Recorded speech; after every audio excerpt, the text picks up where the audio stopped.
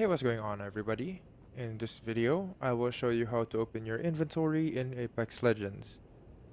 On PC, the default key to open your inventory is Tab. Just press Tab and your inventory screen will pop up. Here you can see your weapons and attachments, ammo and healing items, grenades and gear, as well as your backpack and your armor. You can also see some skill level ups. Here you can also see some skill level ups when you level up your armor. And you can also manage your items by rearranging your guns,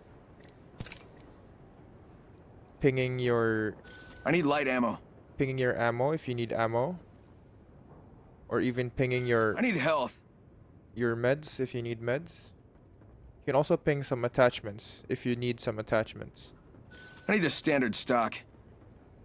If your inventory isn't opening, go to settings, click on mouse and keyboard, scroll to where you find your inventory, and change it to the key that you desire.